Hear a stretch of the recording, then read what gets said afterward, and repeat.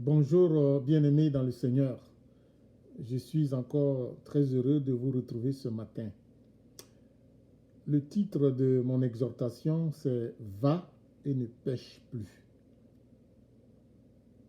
Je peux aussi dire « Sois guéri et ne pêche plus ».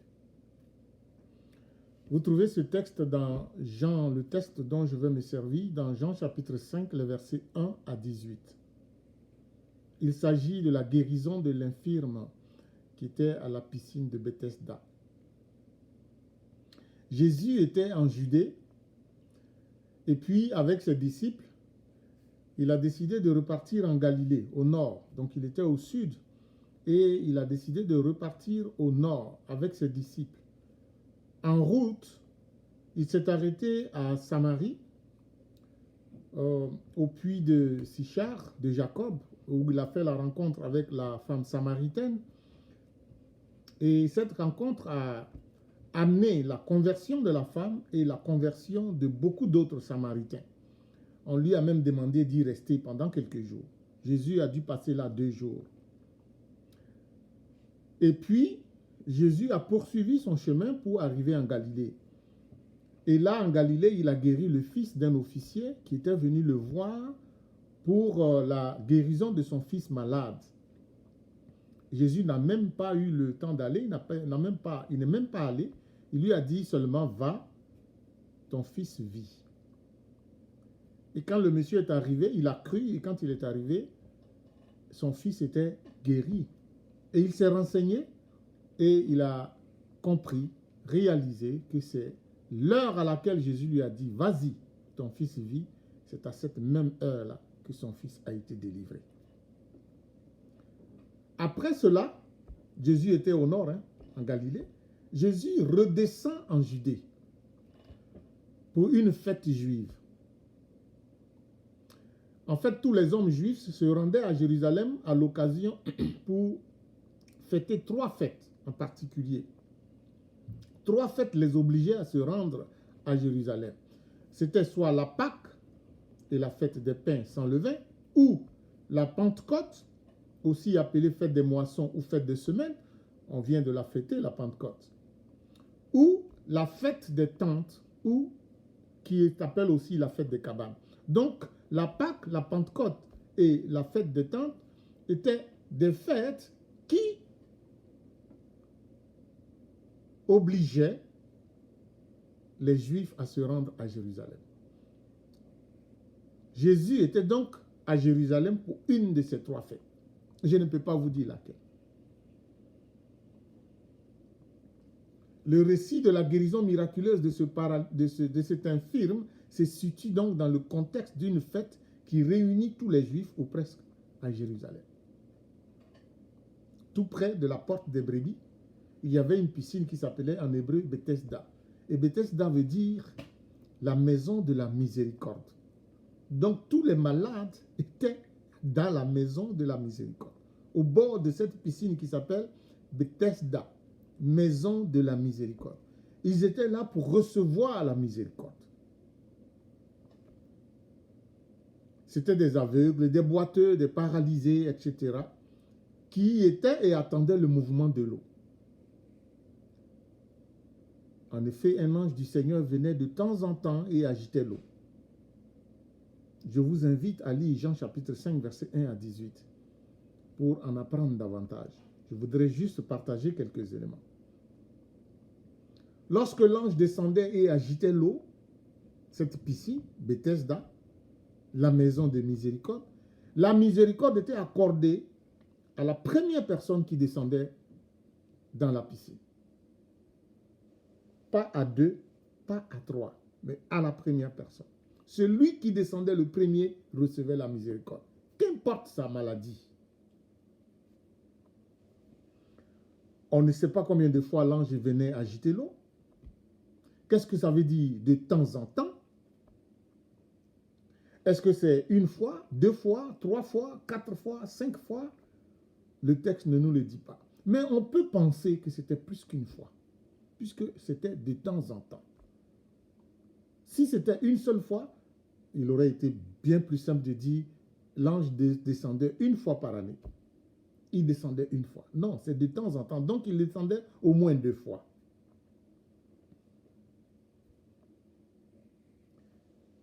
Il y avait là un infirme depuis 38 ans. Jésus le vit. Jésus le vit.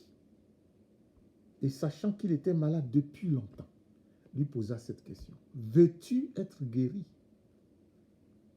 Quelle question? Veux-tu être guéri? La réponse de cet infirme est étonnante. Il ne dit pas à Jésus la raison fondamentale de la situation dans laquelle il se trouve.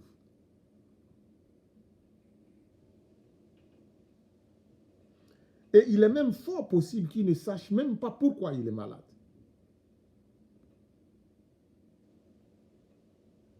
Et qu'il n'arrive pas à recouvrir la guérison. Il veut être guéri. Il explique à Jésus qu'il veut être guéri, sauf qu'il n'en est pas capable. Il n'a personne à côté de lui pour l'aider à entrer le premier dans la maison de miséricorde, Bethesda, la piscine. Et en plus, comme il n'a personne, quand lui-même essaie d'y aller, il n'y arrive pas. Quelqu'un le devance.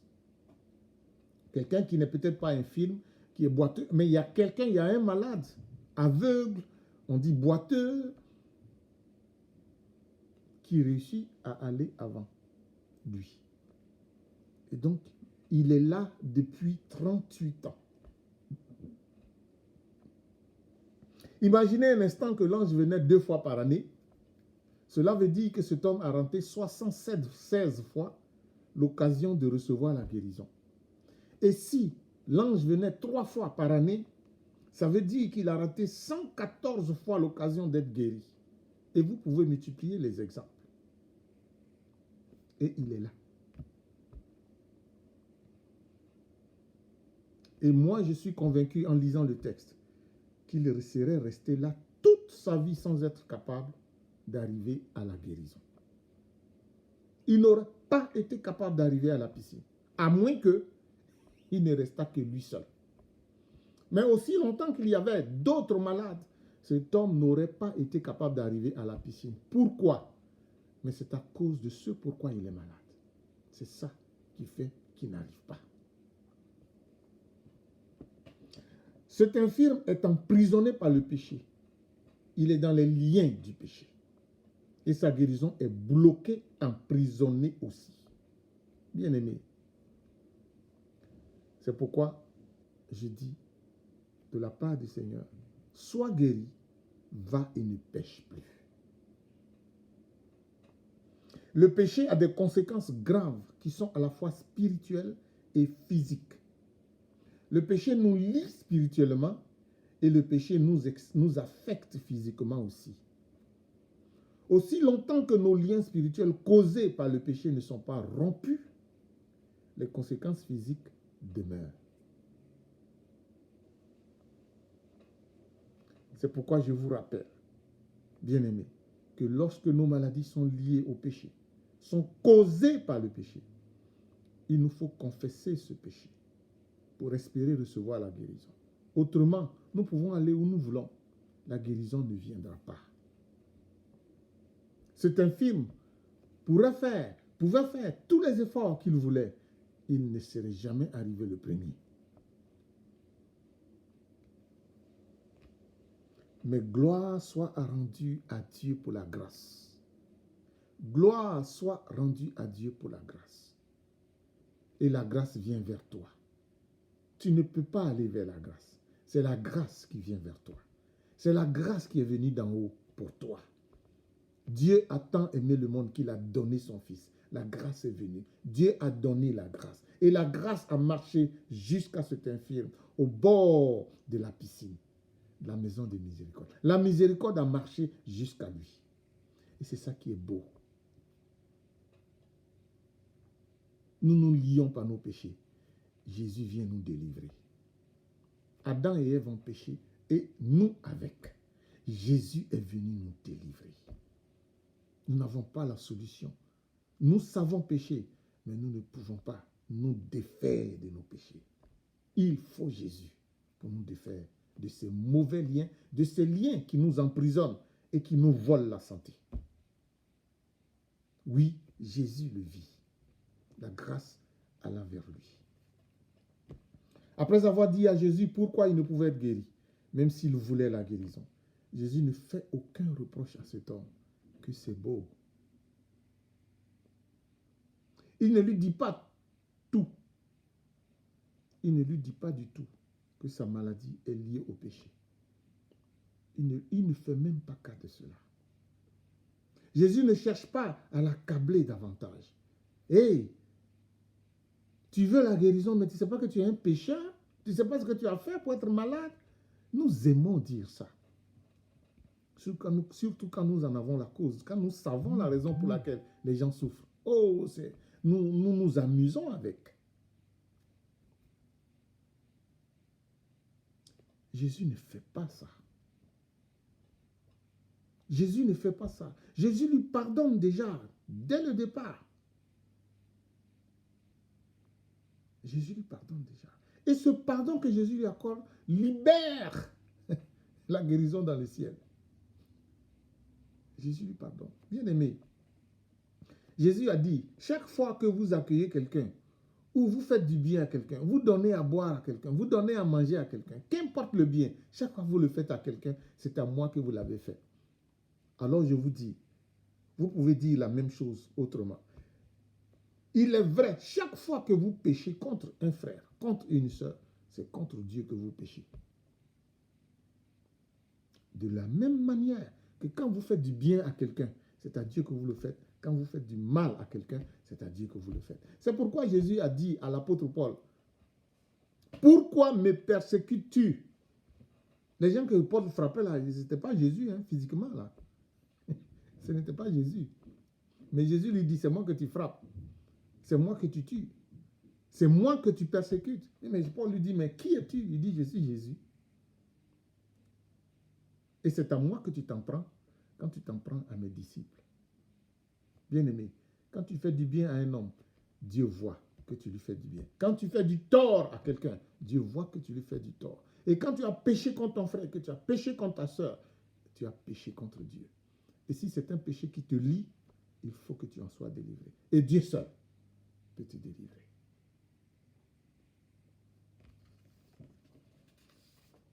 Vous pouvez lire l'histoire de l'apôtre Paul dans Actes chapitre 9, où il fait la rencontre de Jésus, de celui qu'il persécute. Et Jésus lui dit, il te sera dur de regimber contre les aiguillons. Tu ne peux pas me persécuter. Tu ne gagneras pas. Cet homme avait péché contre Dieu, en péchant contre un frère. Et ce péché était si grave que cela a provoqué son infirmité. Il a perdu une grande partie de sa jeunesse à cause de ce péché. Et Jésus lui dit, lève-toi, prends ton brancard et marche. Dans d'autres versions, prends ton lit et marche. Comme je vous dis, Jésus ne lui a pas dit, mais tu as fait ça, tu as fait ça, tu as fait ça, c'est pour cela que tu es malade. Jésus lui dit, lève-toi, prends ton brancard et marche. Il fut délivré de ses liens spirituels. Et cela donna physiquement la preuve, la guérison. Les liens spirituels sont brisés.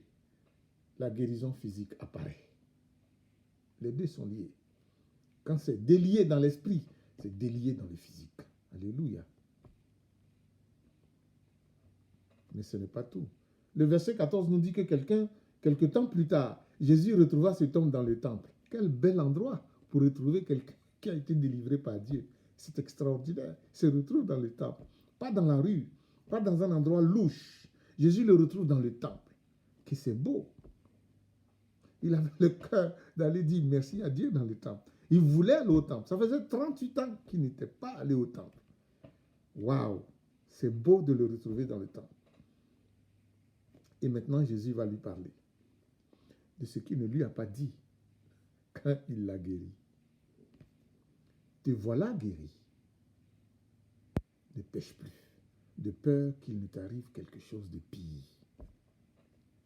Sois guéri, va mais ne pêche plus. Te voilà guéri. Ne pêche plus, de peur qu'il t'arrive quelque chose de pire. Autrement dit, ton infirmité là, ce n'est peut-être rien. Si tu continues de pécher, il y a pire qui peut arriver.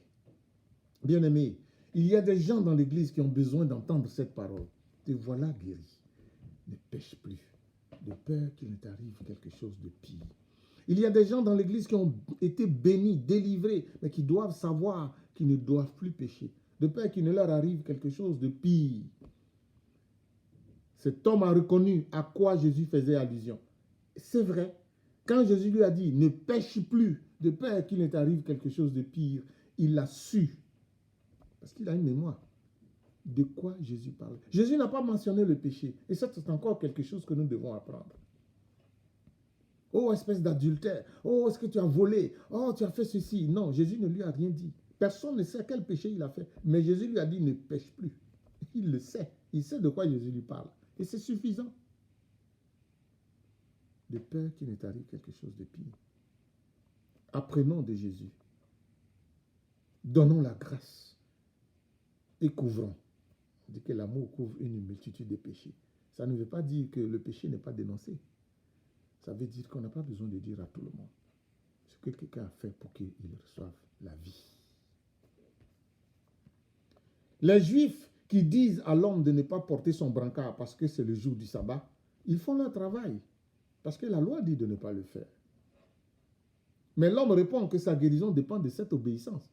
Celui qui m'a guéri, m'a dit, lève-toi, prends ton brancard et marche. Si je ne prends pas mon brancard pour marcher, peut-être que je n'aurai pas la guérison, donc moi j'obéis. Ce n'est pas à moi que vous devez vous en prendre, mais à Jésus. Effectivement, si vous allez au verset 15, l'homme, après que Jésus lui a dit, ne pêche plus, il est allé voir les gens pour dire, en fait, c'est Jésus. Il ne savait même pas que c'est Jésus au bord de la piscine qui l'a guéri. Il a dit, mais celui qui m'a dit de marcher là, c'est Jésus. Les Juifs sont allés pour chercher à tuer Jésus.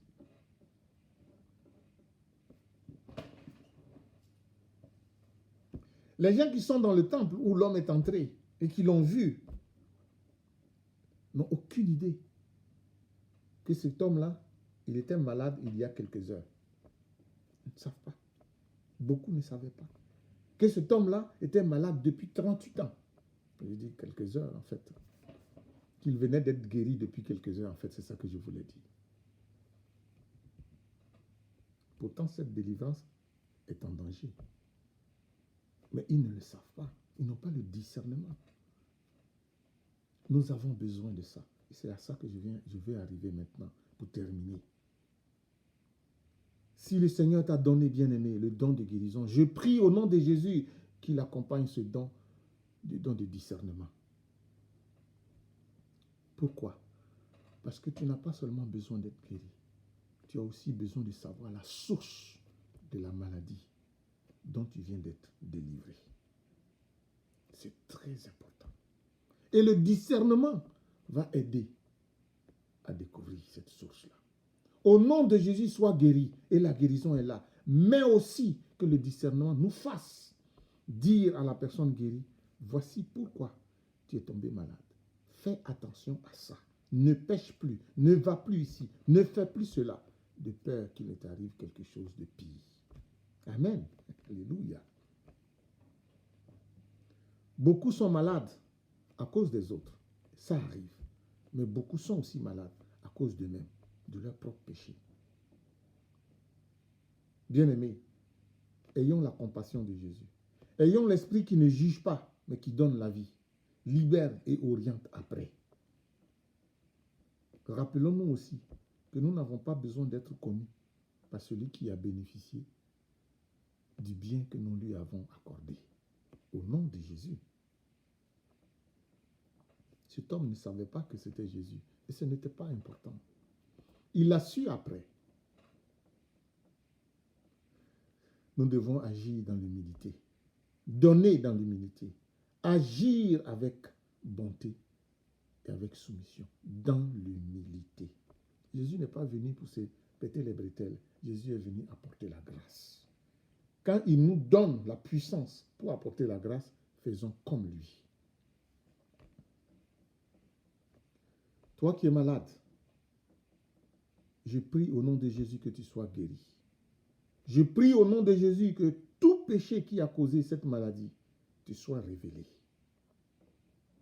afin que tu t'en éloignes et que tu demeures toujours en bonne santé.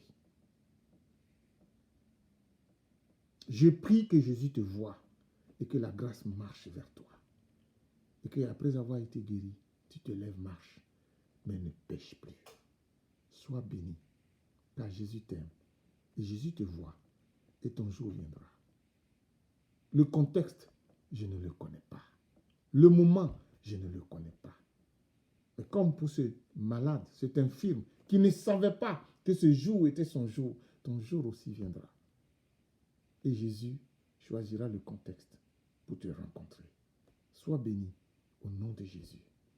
Va et ne pêche plus. Amen.